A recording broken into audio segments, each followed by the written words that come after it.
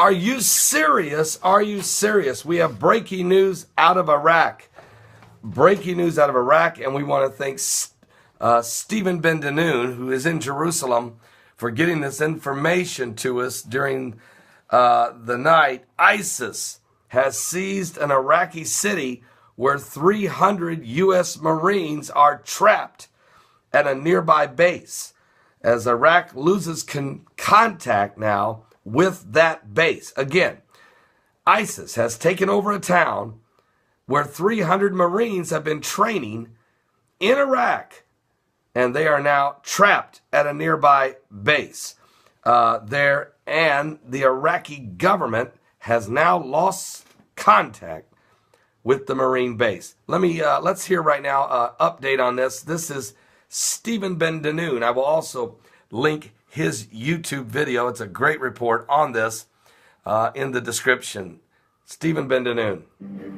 Boker Tov, I'm Stephen Ben-Danoon, and you are watching Israeli News Live. We have very breaking news, very serious breaking news coming out of Iraq this morning there. At 12 midnight last night, ISIS forces within a city called al-Baghdadi in Iraq, which is close to Ain al-Assad, a military training base for the United States. There's between 300 to 400 Marines that are there. There are Marines who are there that are training the Iraqi forces.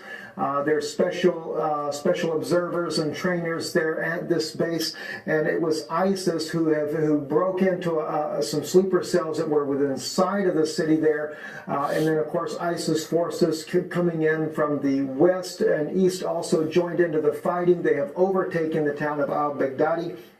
And of course, there is a great concern that these ISIS forces, as they have done many times in the past when they take over a town near a military base, will also attack the military base.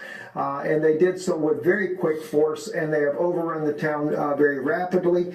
And of course, it is being said that the United States government is very much aware of the circumstances, but of course, the foolishness of the Obama administration is saying that they would prefer that the Iraqi forces bring the situation under control, that they don't have to get involved in it.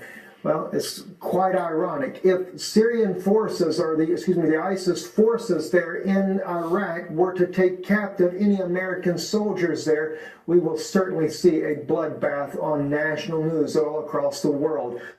Stephen Ben-Danoon's right. It is foolishness by the Obama administration to think that the Iraqi government or the Iraqi military would be able to secure and keep this base safe when it couldn't protect the town in the first place, nor could it protect its nation, and actually ran away and left the weapons there on the ground that started this whole thing when ISIS just picked up U.S. tanks, missiles, missile launchers, ammunition, rifles, supplies, Toyota Tundra trucks, and you name it, they've got it.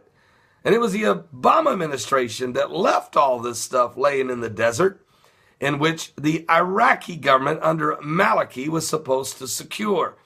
Well, they didn't secure that. They can't secure all these towns and cities throughout the entire swath of the land of the Chaldeans in Iraq. It is spread like a cancer into Syria. So Obama might say he doesn't want to get involved, but you're already involved. 300 of our young men are trapped on some base in some town that's been overrun by ISIS, and this is not good. Now, Al Jazeera is confirming that this has happened, and I've also have in my hands another article in which ISIS has seized the Iraqi city. 300 U.S. Marines are trapped at this nearby base, and Iraq loses contact with the base. Excuse me. Now, there's unconfirmed reports, and I say this, and I stress this, unconfirmed reports. There are initial reports that ISIS has attacked and has captured al-Assad Air Base, where the 300 U.S. Marines are. That is not a headline. That is some reports coming off Twitter. Several different people on Twitter are saying this happened just a few hours ago. We do know the city has been taken, but not the base. And so this is a serious thing. Your national media is not discussing it. They're not even bringing it up. They're hoping it gets fixed. But the only way I see this thing getting fixed will be if the U.S. Marines that are there fight their way out of it. That's probably the situation. I hope to God it's not. But that is where we're at. So again, thank you, Stephen Bendanoon, for that update out of Jerusalem. We'll continue to keep you up to speed, folks, and keep your eye open on this because this is huge. 300 U.S. Marines are trapped inside of an air base, an Air Force base, training base in Iraq, surrounded now by ISIS warriors who have taken over the town. Pray, would you do that? I'll be back in just a few moments with some more current world events and how they relate to Bible prophecy. If you've read the book of Jeremiah, spent time in the 50th chapter, you can start reading it verse 41 through 46, and it tells you exactly how this group, calling themselves a nation, the Islamic State, rises up in the northern part of Iraq and takes over the land of the Chaldeans, which is in central Iraq and central Syria. And they have done just that.